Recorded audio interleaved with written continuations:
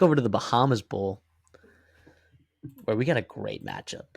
And it is unfortunate that you're seeing a lot of opt-outs from the Liberty side, but I think that's what can make this game more competitive and enter a new quarterback that's going to be so Ethan Vasco, right, the Coastal Carolina player, is transferring to Liberty, okay, to play quarterback for them next year. I should say they'll compete, right, because Ryan Berger, former transfer from Appalachian State, will get the start at quarterback. And if you remember, Ryan Berger originally won that job over Joey Aguilar.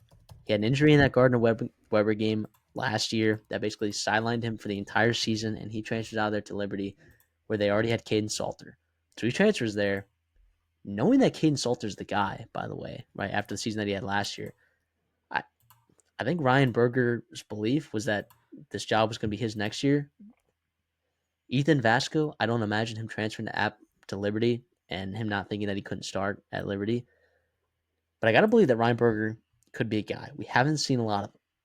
He looked good against Gardner-Webb in that game, but again, that was over a year ago, and it was also Gardner-Webb, right? But I do think that these opt-outs for Liberty are nothing to slouch, right? 3 guys on your offensive line, right? 2 guys on your defensive line, right? Injury to one of your starting safeties. And on the Buffalo side, what's just your kicker and a wide receiver that are not going to be playing this game. Generally, you have everyone. And that includes some damn good players. Shout out to Sean Dolick, right? The MAC Defensive Player of the Year. Led the entire country, 159 tackles, 16.5 tackles for loss, 5.5 sacks, 5 interceptions. Ridiculous player, okay? And we got a young quarterback and a lot of new pieces on offense. He can cause havoc. How about the leading sack getter in the MAC, Kobe Stewart, right? I believe the leading sack getter in the MAC last year was Cassius Howell, or maybe he was the second leading sack getter in the MAC. And he ended up turning out pretty nice for Texas A&M over there. So some of those MAC elite edge rushers. I mean, think back like Carlos Brooks. What was it, Carlos Brooks? Gosh, the Bowling Green edge rusher, Carl Brooks. That's what it was. Dog. Right. So some of these elite MAC edge rushers, Khalil Mack, are good, dude. He's a good player, guys. Transferred from Sanford, solid football player. So I think the Buffalo's, having these upper echelon talent, right, and their defense being full strength, right, I think is particularly in the run game, which is what Liberty I think is going to try to do early on. I think it's going to help that Liberty doesn't have a lot of their offensive line. However, this Buffalo secondary is not great. So we'll see what Ryan Berger is able to do through the air. Yeah, I'm excited to see him for sure. You mentioned the offensive line for Liberty. That's something that concerns me. Absolutely. Buffalo was 120th in pass defense, which is not good. There's 134 teams in FBS, right? So they are right there, right at the bottom. And yes, and that is with Sean Doliak. That is with the leading sack getter in the MAC. And you're Kobe playing in the Stewart. MAC, by the way. And you're playing the MAC. Who doesn't throw the ball a ton as it and is? There isn't even a 1,000-yard receiver in the MAC this year, besides Harold Fannin. That's it. Who's a freaking stud, who's not even human. And also Deion Crawford, too, another guy, 7.5 sacks for you at the other edge spot from Kobe Stewart. So, yeah, that's something to consider where if the offensive line and your 2 tackles, right, not playing the game, got to go against a couple very good edge rushers, it could be concerning because you want to take advantage of that pass defense of Buffalo, and that could be a problem. That could absolutely be a problem. If you're Liberty, I believe Cooley's playing, right? I haven't heard anything else otherwise, so I assume you want to get him going because not only are you breaking a new quarterback, but that could be a big deal. And you also missed the production that Caden Salter gave you, 114 carries from him on the ground, and we know Jimmy Chadwell loves to run the football, right? 507 rushing attempts on the season to just 268 passing attempts. That's almost 2-to-1 ratio. They're running the football as opposed to passing it. That could be a problem if you are struggling, right, to get movement on the offensive line, if you got shuffling pieces there, and if you got your guy Dolak getting after you. Plus the other linebacker too, he has 140 plus tackles too. Red Murdoch, which is a great name for a linebacker as well. So it's going to be really interesting. We'll see. I think Liberty at full strength is a much different team than they're going to be. We're going to be seeing them. And Jimmy Chadwell said the players in the portal not going to be playing. You can see some more opt outs for Liberty, and it's going to be what it is. Plus, you're traveling to Bahamas, which I know for both of these schools and teams, you're going across a ton. Not time zones, excuse me. I think Hawaii. You're going pretty far away, right? And for everyone, it's probably going to be a far trip to Nassau. But yeah, it'll be really interesting. Buffalo offensively, though, run the football, right? Do what you do. Run the ball. 477 attempts this year. You've got AJ Alger Henderson. Agbon, the quarterback, likes to run the football as well. Yeah, get after him. Get after him early. Milk the clock away. You're 2.5 point favorites. Yeah, I like Buffalo in the spot here. Absolutely. Me too. I like -2.5 here. That's where we're picking it at. I believe that's pretty much where you're going to get it everywhere.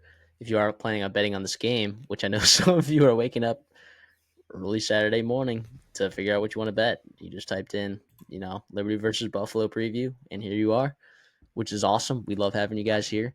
Make sure you guys subscribe as well, just for the future, even though this is the last bowl game of the season. But we still got college football playoffs, transfer portal, coach carousel, which we do a great job covering that.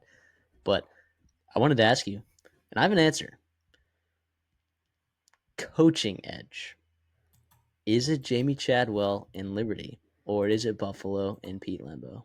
Here's what I'll say. I'll say in game, I probably like Jamie Chadwell in terms of what he can do schematically, different adjustments he can make.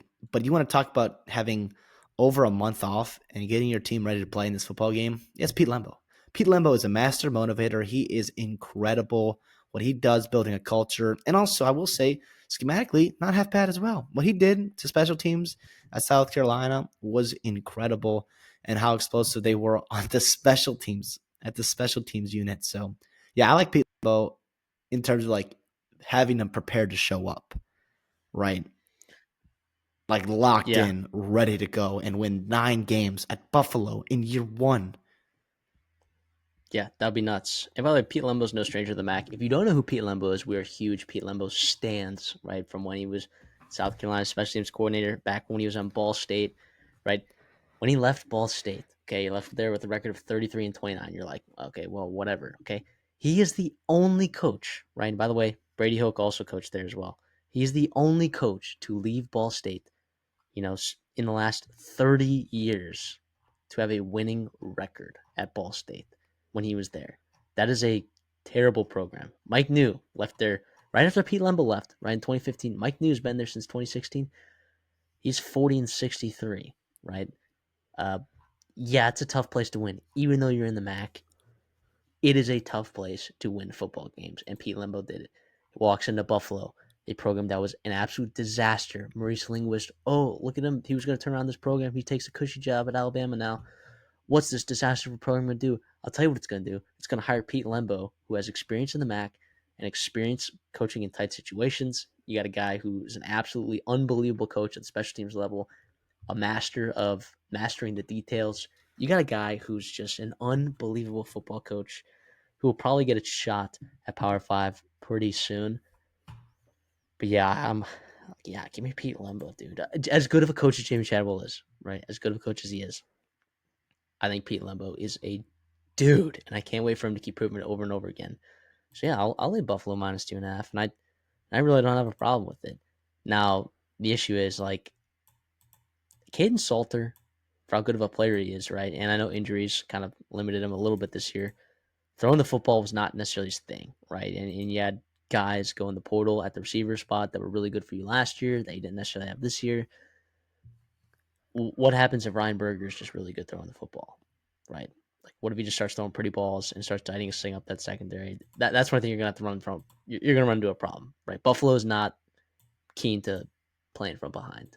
They're not built like that, right? It is play good special teams, force errors, right? Stop the run, okay, and then run the football and control the time of clock yourself. And then, I guess, try not to turn the ball over is a mantra for Buffalo on the offensive side of the football. I mean, they've only done 6 interceptions all year.